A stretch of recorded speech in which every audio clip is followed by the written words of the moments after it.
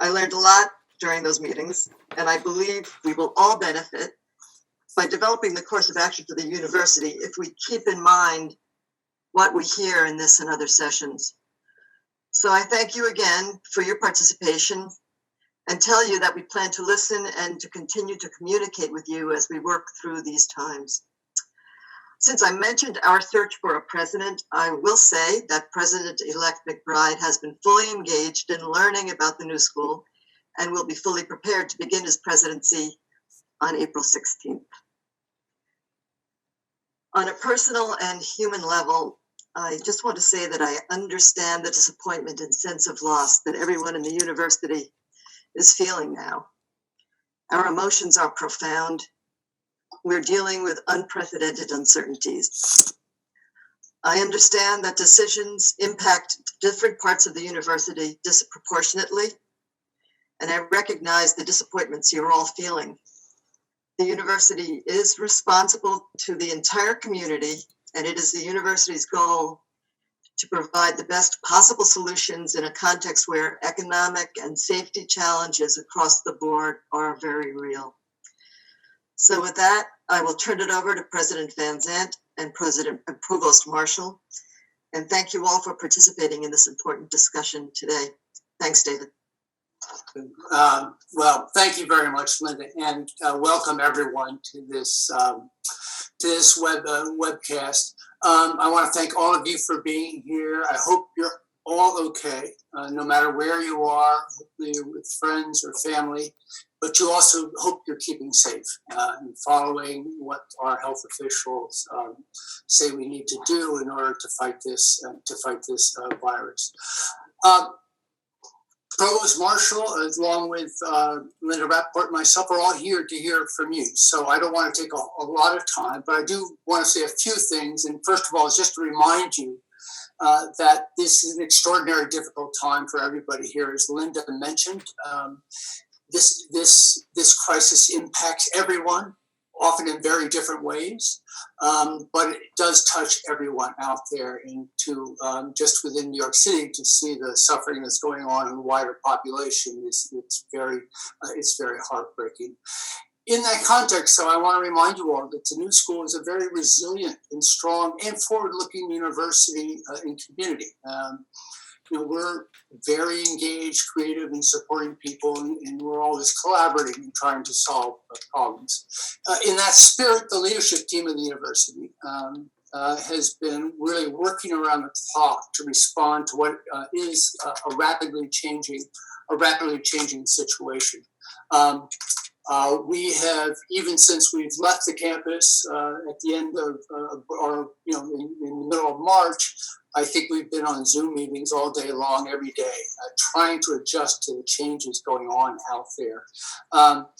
In all of this, though, in making our decisions, there are really two principles that we have followed. The first and probably primary one is to be sure that our community and members of our community are both healthy and safe to the extent we could do that. That's sort of the primary concern, and that went behind a lot of our decisions with respect to the university. The second, which is just about as important, is ensuring that each of our students are able to continue their academic progression in a timely manner.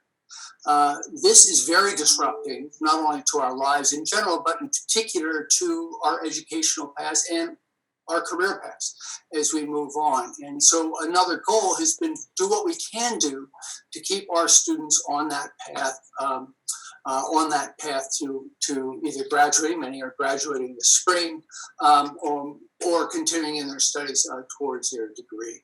And I think we've seen a tremendous work that is really a joint work, I think, between faculty and students in order to continue our studies, even though we can't be physically present on campus.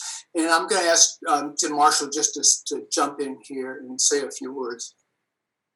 Thank you, David. I just also want to send my greetings and care to you all. As David has said, this is an unprecedented situation, and just want to acknowledge that we're all coping with various degrees of disorientation and grief and confusion and fear at this moment.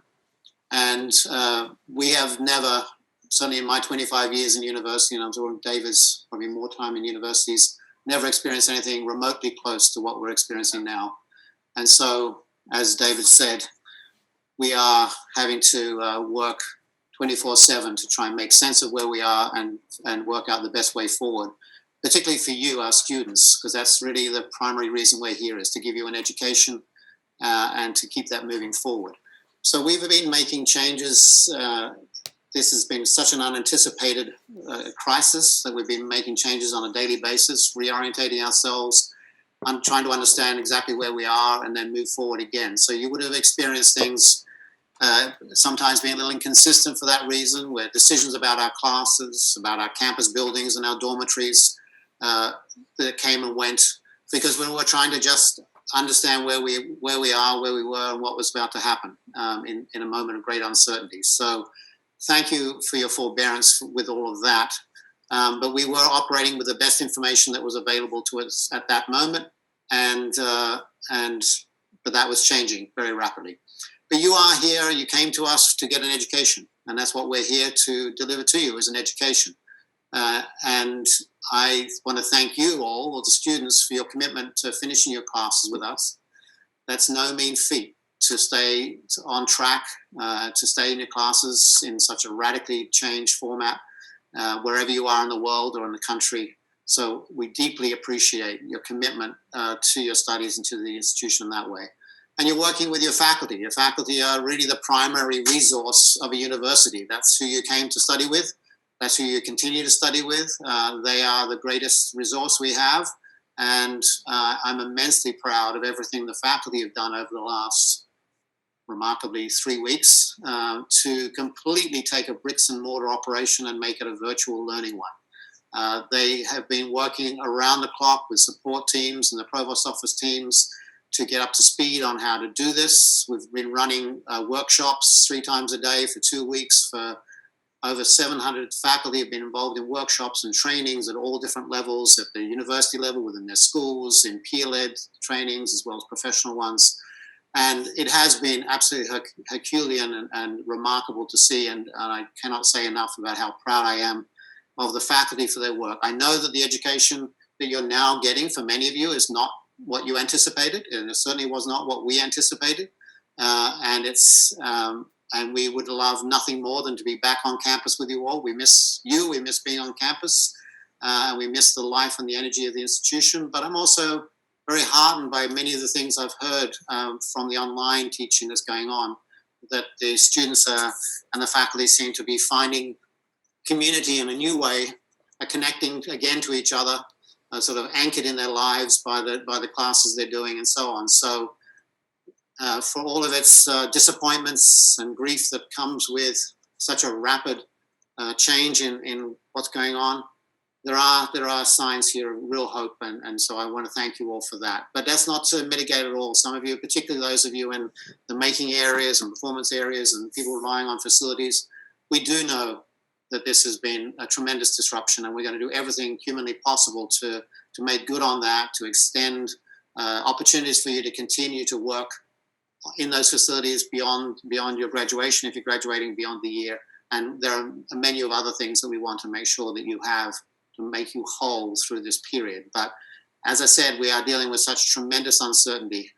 We're going to have to be working with you as much as possible going along. So I'm going to now hand it back to David, who'll go through a few more details around the budget and so on. Thank you. You're on mute. Yeah.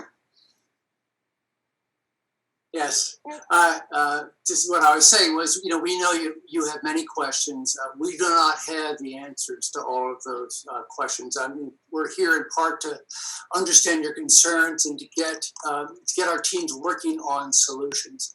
One point I do want to make is that as a university funded almost 90% from tuition and fees, refunding any tuition is not something we could do.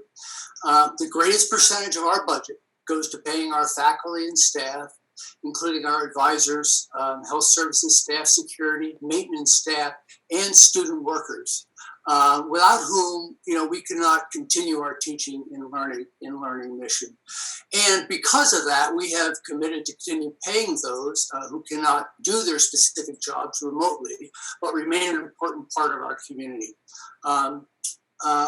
Some people have suggested we might be profiting somehow. Let me tell you, that's the furthest from the truth.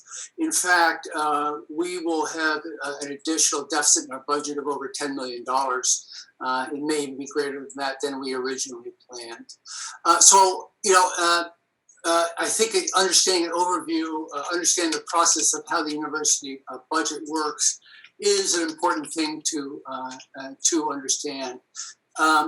One thing I do want to say, and by the way, I think we've put up on the chat a link to some explanations of how the budget works, which I would ask you to look at. One thing I do want to also mention is that there have been rumors about other universities refunding tuition. I can tell you we are not aware of any other colleges or universities that are refunding tuition for degree programs. There has been a lot of talk, and I've seen on social media, about the School for the Visual Arts refunding tuition, but what they've done is really only refunded a small part of the portion of the fees paid, which are small, paid by each student for different programs. We are looking ways to mitigate the impact on the students. And so what we have decided is that for graduating students, we will make the facilities at the Making Center, the performance areas available to those graduating students in our buildings as soon as we can get back into our building. We've also removed all holds on the registration process from student accounts to allow everyone to have access while we try to figure things out and how to move forward. We are expediting the refunds we have promised for housing and dining services. Those of you who have left the dorms and will be getting a refund on the dorms, you should expect that to hit your student account tomorrow. For those of you who paid by credit card or wire, that money will go out right away. For those of you, the rest of you will receive a check. The same thing will happen in the same pattern for the dining services.